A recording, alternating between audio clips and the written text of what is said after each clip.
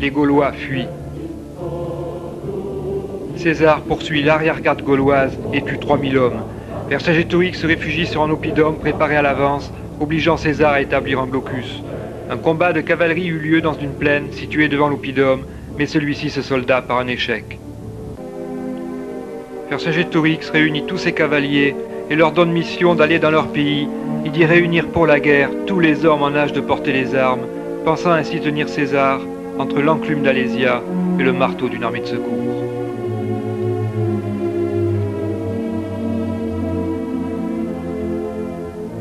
Les jours passèrent et la famine s'installa sur l'oppidum. Les Mandubiens furent expulsés et s'en allèrent supplier César de les accueillir. Ils mourront de faim entre les lignes.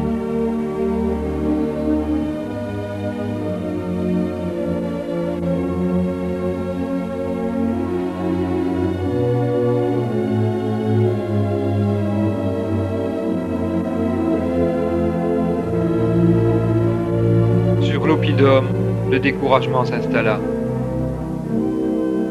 Les guerriers guettaient au loin l'apparition de leur délivrance.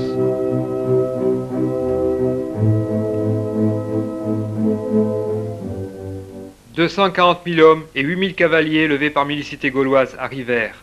Après 2 combats successifs, 60 000 fantassins choisis parmi l'élite de l'armée de secours, commandés par Vercassivélonos, cousin de Vercingétorix, après un mouvement de nuit, eurent pour mission d'attaquer le camp nord afin de forcer le blocus. À midi, Vercassivélonos lance ses fantassins cachés derrière la montagne à l'assaut des 2 légions romaines. Le combat est acharné et tourne à l'avantage des Gaulois.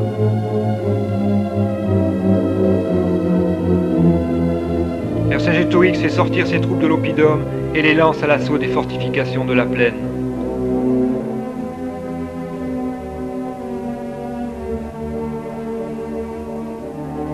Au camp nord, César a retourné la situation en sa faveur et les guerriers gaulois voient l'armée de secours s'enfuir. Tous les lieutenants de César sont là et regardent celui qui se rend à eux.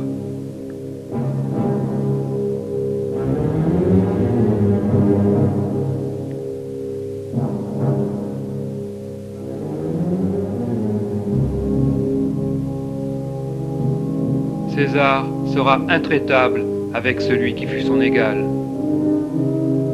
Les armes sont jetées aux pieds du vainqueur.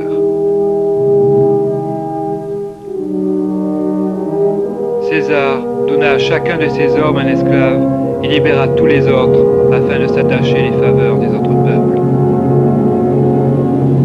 Vercingétorix fut enchaîné et enfermé pendant 6 ans.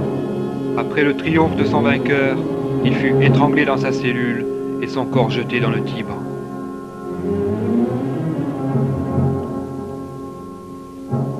C'en était fini de la Gaule.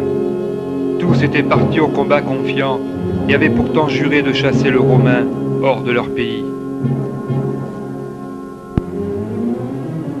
Ils se trouvaient désormais sous la tutelle de Rome.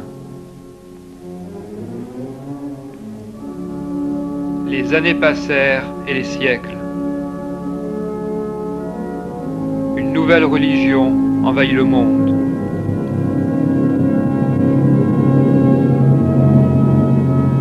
Sur Alésia, les arbres poussèrent et recouvrirent d'un vert linceul la montagne sacrée.